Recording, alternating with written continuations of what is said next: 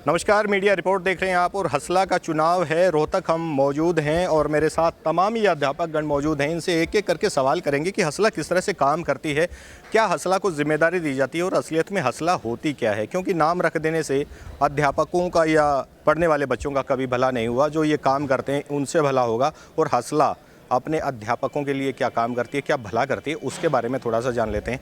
क्या नाम है आपका, क्या कहेंगे हसला के बारे में, जिस तरह की ये संस्था है कैसे काम करती है? मेरा नाम ज्ञानचंद है और मैं फरीदाबाद से आया हूँ। दान सिंह जी चंदीला जी हमारे प्रधान हैं, उनके साथ आए हैं। हंसला जो है वो अपने जो वेलफेयर के लिए, बच्चों के वेलफेयर के लिए, स्कूल के लिए और बच्चों के साथ साथ जो अध्यापक हैं उनकी समस्याओं के लिए काम करती है। स्कूल में अगर कोई कमी है, कोऑर्डिनेशन कमेटी एक तरह से गाँव के बीच में, प्रिंसिपल के बीच में या डीओ के बीच में एक माध्यम का काम करती है, ताकि जो अच्छे से सारी गुणवत्ता के साथ हमारी शिक्षा व्यवस्था पूरी हो सके। इसी के कारण ये हंसला के जो इलेक्शन होते हैं, ताकि जो मंत्री हैं, जो हमारे जो और आगे जो बड़े बड़े अफसर हैं, उनसे बातचीत कर सके एक माध्यम के द्वारा। क्योंकि कोई भी जाके वैसे तो बात नहीं करता, इसलिए जैसे हमने फरीदाबाद से श्री दान सिंह चंदीला जी को चुना, ये हमारी बातों को आगे जाकर रखेंगे। इसी प्रकार से हंसला हमारा काम करता है। बहुत अच्छी बात आपने कही। सर, आप क्या कहेंगे जिस तरह की हसला की बातें भाई साहब ने कही, हसला क्या काम करता है और क्या इसके द्वारा किए गए काम सक्सेस होते हैं? हसला एक संगठन है। जब समस्याएं तादाद से ज़्यादा मुंह बयां कर लेती हैं, उनके समाधान के लिए किसी न किसी संगठन की आवश्यकता होती है। उन समस्याओं के निराकरण के लिए और सरकार द्वारा समय समय पर जो जन कल्याणकारी बच्चों के हित की और शिक्षा को आगे बढ़ावा देने वाली जो योजनाएं, उनको क्रियान्वित करने का जो काम है, जो कड़ी का काम, उसके सरकार और बच्चों के बीच में करती है।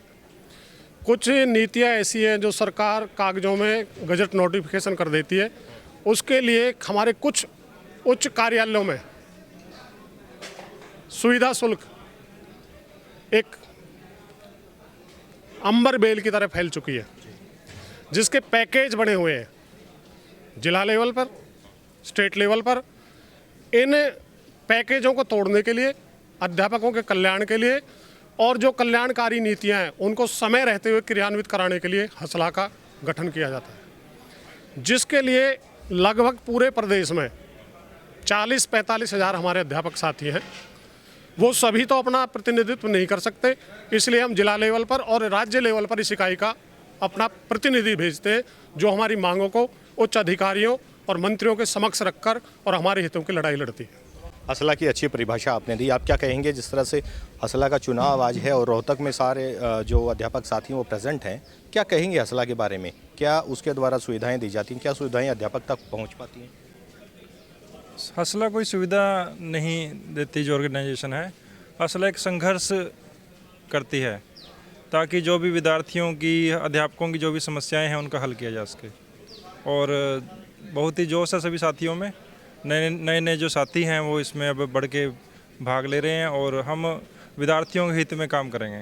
बहुत अच्छी बात आपने भी बताई। सर, इन्होंने बताया कि हसला कोई सुविधा देने के लिए कोई संगठन नहीं है। ये जो अध्यापकगण हैं उनको एक तरह से न्याय दिलाने का संगठन है, शिक्षा में विस्तार का संगठन है और जो दूसरी मौलिक सुविधाएं हैं अध्यापकों के लिए उनका संगठन है।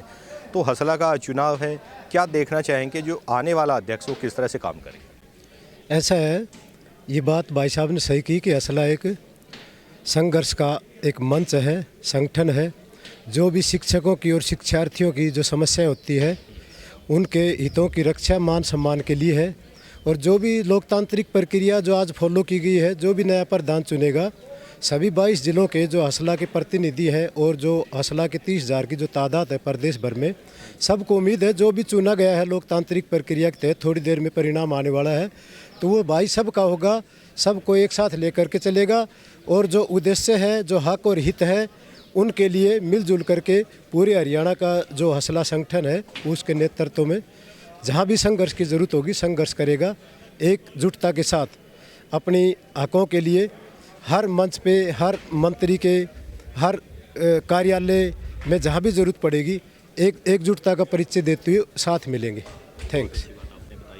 आप क्या कहेंगे इसके बारे में? बहुत अच्छी अच्छी बातें की जाती हैं हसला के बारे में। आज चुनाव है, थोड़ी देर में परिणाम भी आ जाएगा, तो आने वाला अध्यक्ष, चुना गया अध्यक्ष आपका कैसा हो? मैं सुदीप राठी गुड़गांव से जिला प्रधान हसला। जो हमारा संगठन है हसला, ये सरकार को ग्राउंड रिपोर्ट देता है एजुकेशन डिपार्टमेंट की, कि ग्राउंड पे क्या रिक्वायरमेंट है, क्या बदलाव होना चाहिए। हसला एक संगठन है जो पॉलिसी मेकर भी है, क्योंकि इसमें सारे क्लास 2 ऑफिसर है, गेस्टेड हैं, उसमें नेट PhD क्वालिफाइड हैं। तो सरकार कर लिए एक असिस्ट का काम करता है कि भाई सरकार असला संगठन का यूज़ करके और हरियाणा की शिक्षा व्यवस्था को मजबूत कर सके। तो इसलिए असला का चुनाव भी हरियाणा के जो लोकसभा के चुनाव है, विधानसभा के चुनाव, उसी तरह उतने जोश के साथ लड़ा जाता है। तो यहाँ पे जो प्रतिनिधि बनता है वो 1000-1200 जितने भी लेक्चरर होते हैं उनकी आवाज़ होता है। तो इस संगठन को सरकार महत्व देगी तो उतना ही हरियाणा की शिक्षा व्यवस्था मजबूत होगी। ठीक, बहुत अच्छी और सटीक बात आपने कही। इन्होंने बताया कि हसला जो चुनाव होगा, अभी थोड़ी देर में परिणाम आ जाएगा और उस प्रदेश स्तरीय कमेटी का जो अध्यक्ष आप लोगों का चुना जाएगा वो नेताओं के साथ मिलकर शिक्षा व्यवस्था को सुधारने का काम करेगा। लेकिन पिछले कुछ दिनों से मैं कहूँगा कि 8 से 10 साल के अंतराल के बीच अगर हम शिक्षा व्यवस्था की बात करें तो व्यवस्था नहीं बन पाई। ये आप भी जानते हैं, अध्यापक हैं, तो किस तरह से उसको सुधारा जाए, सरकार से मिलकर किस तरह के काम किए जाएं, वो थोड़ा बताइए।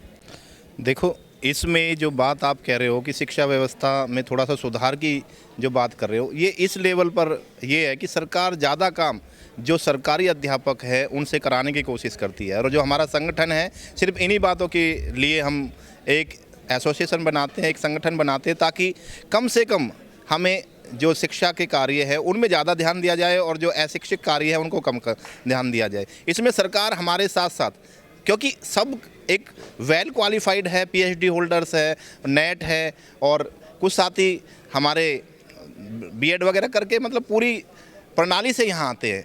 और उसके बाद भी हमें जो काम दिया जाता है, कभी BLO सुपरवाइज़र का है, कभी इलेक्शन कराने हैं, कभी और काम है, कभी वो है, जो मूल हमारा काम है शिक्षा व्यवस्था के लिए, उसका ध्यान ही नहीं दिया जाता। इसलिए हम संगठन का चुनाव करते हैं ताकि हमें मतलब और काम कम कराया जाए और ये काम शिक्षा व्यवस्था वाले ज़्यादा कराया जाए। इसमें सरकार हमारे साथ मतलब पूरा वो करती है प्रेशर से। मान लो हम शिक्षक पढ़ाने का काम ज़्यादा करना चाहते हैं, लेकिन सरकार फिर भी हमारी बात को ना सुन के ज़बरदस्ती हमें क्षेत्र में भेजती है।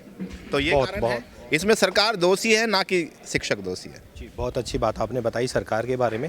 जिस तरह से इन्होंने बताया कि शिक्षा व्यवस्था अगर ढर्रे से अपना छिटक रही है, नीचे जा रही है, तो उसका एक जो मुख्य कारण है वो सरकार ने जो अतिरिक्त बोझ एक शिक्षक को दिया वो बताया। आप क्या कहेंगे, आपकी नज़र में ऐसा क्यों है? सभी दर्शकों को मेरा नमस्कार। मैं राजीव मलिक, जिला प्रधान हसला कैथल। साथियों, आज हमारा राज्य प्रधान का चुनाव है।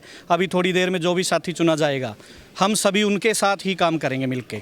और मैं वो मुद्दों की बात करना चाहूँगा जहाँ तक बच्चों के हित की बात है। लगभग 3 साल पहले से जो है विद्यार्थियों को टैब दिए गए थे और उस टैब का इतना मिसयूज हुआ क्योंकि +2 तक के बच्चों को नहीं जानकारी होती कि आपका भविष्य किस कारण से खतरे में पड़ सकता है, किस कारण से बनेगा। गाइडेंस देनी पड़ती है, तो उनको टैब थमा दिए गए। उसमें उन्होंने जो है उसको लोग तुड़वा कर और अश्लील फिल्में देखना, रात के 2-2 बजे तक पढ़ाई ना करके टैब के में ही लगे रहना, गेम खेलना।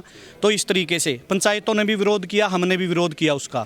तो अब शिक्षा मंत्री बदल चुका है। हम तो इस शिक्षा मंत्री से भी यही कहना चाहते हैं कि माँ बाप की जो है बार-बार शिकायतें आ रही हैं कि हमारा बच्चों का टैब ले लो जी, हमारे बच्चों का भविष्य खराब हो जाएगा, रात भर इसी में लगे रहते हैं। तो एक तो आपके चैनल के माध्यम से मैं ये कहना चाहूँगा शिक्षा मंत्री जी को कि इस बात पर ध्यान दिया जाए। फैक्ट की बात करूँगा सर मैं, अभी हमारे कल से एग्ज़ाम शुरू हैं और कल तक कोई जो है डेट शीट ही जारी नहीं करी गई। बच्चों को कब, संडे को कौन बताएगा उनको डेट शीट? और पेपर कल आए हैं शाम को, और पेपर तो आ रहे हैं ऊपर से पूरे हरियाणा के एक जैसे, और ऊपर से डेट शीट नहीं आई। इससे क्या हुआ, किसी डिस्ट्रिक्ट ने एक दिन आगे पीछे कर दिया पेपर, तो ये तो लीक हो गया। अब जिस डिस्ट्रिक्ट में एक बार पहले हो गया वो दूसरे डिस्ट्रिक्ट में पहुंच सकता है। तो सर पूरी तरह से जो है शिक्षा व्यवस्था चरमरा चुकी है। शिक्षा मंत्री जी नए आए हैं, मैं तो उनसे यही कहूँगा कि बच्चों के हित में ध्यान में रखते हुए ना इन सभी बातों पे संज्ञान लें। सभी काम है जो समय पर पूरे किए जाएं। सर ACP केस है हमारे 6 महीने से पेंडिंग पड़े हैं। अमीन हुसैन है DSC में, आज भी वहीं पड़े हैं, ना वो काम करता। क्यों ना उसकी सीट बदल दी जाए, क्यों नहीं एक्शन लिया जाता? भ्रष्टाचार बहुत ज़्यादा व्याप्त हो चुका है सर, और हम इसको ख़त्म करने का काम करेंगे। अब हमारे देश में यही सबसे बड़ी समस्या है सर, बिना लेन देन के कोई काम ही नहीं किया जाता। क्यों भाई, हमारा हक है। महिलाओं की CCL है सर, उसको ऑनलाइन करने के लिए मंत्रालय ने बहुत पहले बोल दिया था, लेकिन नहीं किया जाता। क्यों? क्योंकि 15-20 हज़ार के बिना हमने फाइल नहीं निकालनी बिल्कुल भी। सर भ्रष्टाचार बिल्कुल ज़्यादा हो चुका है। आपके चैनल के माध्यम से मैं शिक्षा मंत्री जी से कहना चाहूँगा कि इनको रोके, CCL को ऑनलाइन करे और 7 से 10 दिन में जो है वो सैंक्शन होनी चाहिए। अब बात करूंगा मैं हमारे कर्मचारियों के मुद्दों की। HRA का मुद्दा है, हाउस रेंट अलाउंस का। सर सेंटर में 10% हो चुका है, हमारा कर्मचारियों का यहाँ 8% है। हरियाणा सरकार ने नोटिफिकेशन जारी कर रखे हैं, उसके बेस पे होना चाहिए। अब एक बार हम जो है सीएम साहब से मिलेंगे, अगर वो इस काम को नहीं करते हैं तो हम कोर्ट के माध्यम से विद एरियर जो है इसका केस लड़ेंगे, क्योंकि ये हमारा हक है। नोटिफिकेशन जारी है, उस बेस पे हम केस लड़ेंगे। सेंटर में हो चुका है, राजस्थान में भी ऐसा हो चुका है।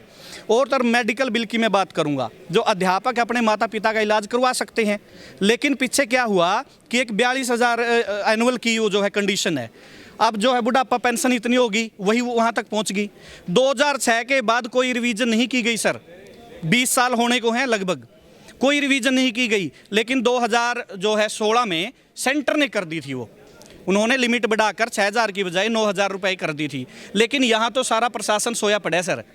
तो जेन्युइन मुद्दे हैं हमारे, और हमारा जो भी प्रधान बनेगा हम उसके साथ लग के कंधे से कंधा मिला के इन सभी मुद्दों पर जो है काम करेंगे, और हमारे मुद्दों को हम जरूर इनको सफल कराएंगे और बच्चों की शिक्षा को भी आगे बढ़ाएंगे। बहुत अच्छी बातें आपने बताई, कम शब्दों में ये सारी बातें कही। इन्होंने बताया कि शिक्षा व्यवस्था में लेना देना चलता है और बहुत सारी जो सुविधाएं हैं तो जो टीचर्स को मिलनी चाहिए वो नहीं मिल पाती। तो कितने आप सहमत हैं इनकी बात? सर बिल्कुल सहमत हूँ, क्योंकि जो भ्रष्टाचार है ना सर, वो नहीं होना चाहिए किसी भी स्तर पर। और अध्यापक अपना काम पूरी ईमानदारी से करते हैं, तो जब उनका काम वो पूरी ईमानदारी से कर रहे हैं तो वो खुद भी चाहते हैं कि हमारा काम पूरी ईमानदारी से हो। और मैं आपको बताना चाहूँगा, शिक्षक ही एकमात्र ऐसा है जिसने सरकार को ईमानदारी का जो एक लेसन है वो दिया हुआ है।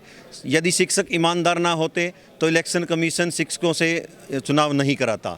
यदि शिक्षक ईमानदार नहीं होते तो शिक्षकों की ड्यूटी हर ईमानदारी वाले कार्य में नहीं लगाता। सारे के सारे जो कार्य हैं वो शिक्षक ही करता है सरकार के, और शिक्षक ईमानदार है। तो हम भी चाहते हैं कि हमारे सामने जो पेश आने वाले अधिकारी कर्मचारी हैं वो भी ईमानदार होने चाहिए। तो आज हमारे राज्य प्रधान का चुनाव है, जो भी जीतेगा हम सभी मिलकर के उसके साथ कंधे से कंधा मिला करके काम करेंगे और भ्रष्टाचार को जड़ से उखाड़ फेंकेंगे। धन्यवाद। आप ये बताइए कि शिक्षक भ्रष्टाचार नहीं करते और दूसरे जो विभाग हैं उनमें भ्रष्टाचारी लगभग व्याप्त हो चुकी है, तो शिक्षक में और दूसरे विभागों में कितना फ़र्क मानते हैं? सर नमस्कार, मैं रविंद्र भाकली, पूर्व जिला प्रधान हंसला रेवाड़ी। सर भ्रष्टाचार की जहाँ बातें हुई हैं, शिक्षक बिल्कुल निसंदेह वो शिक्षा का पाठ पढ़ाता है, ईमानदारी का पाठ पढ़ाता है, तो उसकी जिम्मेवारी ज़्यादा भी है। लेकिन दूसरे डिपार्टमेंट के अंदर जो भी अभी भाई साहब ने बताया और आपने पूछा कि डीएससी लेवल, हमारी अपने डिपार्टमेंट की हम बात करें तो डीएससी लेवल पर बिल्कुल भ्रष्टाचारी है, व्याप्त है, और इसीलिए संगठन की ज़रूरत होती है। संगठन प्रवक्ता साथियों के हितों के लिए काम करता है, विद्यार्थी के हितों के लिए सरकार से बातचीत करता है और गुणात्मक शिक्षा के लिए वो प्रयासरत रहता है। और हम चाहते हैं कि नए जो साथी हमारे आएँ वो बिल्कुल इस बात को उठाएँ और निसंदेह अपनी काबिलियत के दम पे, अपने विरोध के दम पे सरकार से बातचीत करके और इस समस्या को सुलझाने का प्रयास करें। शिक्षा व्यवस्था में कितना बदलाव आप चाहते हैं? नमस्कार, मैं संजय यादव, ब्लॉक प्रधान फरीदाबाद, आपके चैनल का धन्यवाद करता हूं। जैसे कि आज आप देख रहे हो कि यहाँ पे रोहतक के अंदर हमारे राज्य प्रधान का चुनाव है। जो भी साथी अभी थोड़ी देर में रिजल्ट घोषित हो जाएगा, उसका कंधे से कंधा मिलाकर साथ देंगे और राज्य कार्यकारिणी के साथ में सभी 22 जिलों से जो भी ब्लॉक प्रधान और जो डिस्ट्रिक्ट प्रधान हैं, सभी मिलकर शिक्षा में काफ़ी सुधार हम चाहते हैं। और जैसे कि हमारे साथी ने बताया था कि जिला प्रधान ने दान सिंह चंदेला जी ने बताया कि हम ज़्यादा से ज़्यादा स्कूल के अंदर रहना चाहते हैं। भी हमारे को नॉन टीचिंग के अलावा जो नॉन टीचिंग एक्स्ट्रा वर्क होते हैं हम उनसे बचना चाहते हैं, बट हमारे को अभी तक नहीं छोड़ा जा रहा। किसी भी अदर एक्टिविटीज़ में सबसे पहले टीचरों की ड्यूटी लगाई जाती है। तो हम ये अब संगठन से ये गुजारिश करेंगे कि हमारा जो काम है, जो मेन काम है टीचर का, टीचिंग करवाना है, तो आप हमें प्लीज़ क्लासरूम में जाने दीजिए, हमारे को अदर एक्टिविटीज़ से बचाइए। अगर हम क्लासरूम में गए तो शिक्षा का सुधार ऑटोमेटिक शिखर पे पहुंच जाएगा।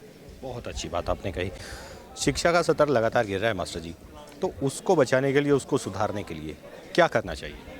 सर नमस्कार। अवस्था और व्यवस्था दोनों चीज़ें एक साथ चलती हैं। जब अवस्था खराब होगी तो व्यवस्था बिगड़ जाएगी, और जब व्यवस्था बिगड़ जाएगी तो अवस्था अपने आप खराब हो जाएगी। पहला काम है कि जो शिक्षक है उसका विद्यालय में होना अति आवश्यक है। अगर वो विद्यालय में है तो विद्यार्थियों को पढ़ाएगा, शिक्षा का स्तर बढ़ेगा। जैसे एक भाई साहब कह रहे थे अभी टैब आ गए, मैं कहता हूँ कि ये तो आपके ऊपर डिपेंड करता है कि आप जहर को दवाई की तरह इस्तेमाल करते हो। लेकिन क्योंकि जिस बच्चे के हाथ में हमने टैब दिया वो अभी बचपन में है, उसके लिए टैब में कुछ चीज़ें हमें मॉडल करनी चाहिए थी, उसमें कुछ रिस्ट्रिक्शंस लगानी चाहिए थी, ताकि वो बच्चों के ताकि वो बच्चे उस पर पढ़ सकें, सिर्फ शिक्षा के ही कार्य उस पर हो सकें। उसका लॉक टूट जाता है तो ये बहुत आसान सा काम है, और मैं कहता हूँ कि ये सबको पता थी कि जब हम टैब देंगे तो कुछ ना कुछ गड़बड़ होंगे। उसको सुधार करके जहाँ तक संभव हो सके वो काम किया जाना चाहिए। जैसे डेट शीट की बात की कि भाई डेट शीट अब तक जारी नहीं हुई है, ये भी हमारे शिक्षकों का ही कार्य है, लेकिन क्योंकि कभी हम जनगणना में होते हैं, कभी हम मिट्टी गिरवा रहे होते हैं, कभी हम ड्रॉप आउट ढूंढ रहे होते हैं, बहुत सारे काम हमारे पास हैं। जबकि जैसे एग्रीकल्चर के लोग हैं, खाली रहते हैं, पूरे साल से साल कोई काम नहीं होता है जी। और मेडिकल के लोग हैं, बहुत सारे मलेरिया डिपार्टमेंट है, वो गर्मियों में ही तो होता है, तब जब सब बरसात में, उसके बाद खाली होते हैं। उन लोगों को आप यूज़ करिए। और अब तो सब डिपार्टमेंट में BSc तक के क्वालिफाइड लोग ग्रुप D में लगे हैं जी। पहले तो शिक्षकों की भारी कमी है हरियाणा में, सरकार को इस पर काम करना चाहिए, अधिक से अधिक शिक्षक भर्ती करें ताकि व्यवस्था सुंदर हो सके और हम अच्छे से पढ़ा सकें। राष्ट्र के निर्माता हैं, उसका निर्माण कर सकें ताकि अच्छे से देश चल सके। धन्यवाद। आप क्या कहें, ये राष्ट्र के निर्माता होते हैं शिक्षक, लेकिन कुछ दिनों से ये व्यवस्था बदहाल हो गई है, तो उसको सुधारने के लिए किन चीज़ों की ज़रूरत है? सर, मैं जहांगीर खान, देश के सबसे पिछड़े ज़िलों में से जो मेवात ज़िला, वहाँ से आता हूँ। मैं पुराना से ब्लॉक प्रेसिडेंट हूँ। हमारे यहाँ मेन समस्या क्या है कि मेवात अलाउंस की घोषणा की गई थी, जिससे कि अधिक से अधिक टीचर वहाँ रुक सकें। विकट परिस्थितियों में अध्यापकों का वहाँ रुकना बहुत असंभव है। उसमें कितनी अनियमितताएँ अब किसी के लिए मिल रहा है, किसी के लिए नहीं मिल रहा। मैं माननीय शिक्षा मंत्री जी से, मुख्यमंत्री जी से अनुरोध करना चाहूँगा कि जो भी वहाँ काम कर रहा है उनके लिए, सभी के लिए मेवात अलाउंस जो 10% है वो दिया जाए, और जो वहाँ टीचर बाहर के हैं उनके लिए हॉस्टल फैसिलिटीज़ भी बनवाई जाए, जिससे कि उन्हें रहने में आसानी हो। जब वहाँ टीचर रुकेंगे तो शिक्षा का उद्धार होगा, शिक्षा का स्तर बढ़ेगा। खान साहब, मेवात का नाम आते ही बाकी अध्यापकों के जहन में थोड़ा सा डर सा कौंध जाता है, तो किस तरह की व्यवस्थाएं वहाँ हैं? क्या मारकाट करना और ये सब करना वहाँ की नीति है? किस तरह से वहाँ जो नाम लेने से लोग डरते हैं उनको समझाया जा सके? नहीं सर, जो आप ये है कि जिसने मेवात नहीं देखा उसको वो मेवात का आकलन नहीं कर सकता, और जिसने मेवात एक बार जा कर के देखा है वो मेवात को कभी नहीं भूल सकता। और जो एक बार मेवात चला गया वो मेवात का हो गया। मेवात के लोग बहुत ही मेहमान नवाज हैं, लोगों की कदर करते हैं, अध्यापकों की कदर करते हैं। बस कुछ इंफ्रास्ट्रक्चर की कमी है, मोटिवेशन की कमी है। लोग वहाँ जाएंगे, उन्हें थोड़ा सा सरकार सुविधा प्रदान करे तो वहाँ बहुत अच्छा हम कर सकते हैं और शिक्षा का स्तर वाकई में और ऊंचा हो सकता है। पिछली सरकार में बहुत से स्कूलों को अपग्रेड किया गया है।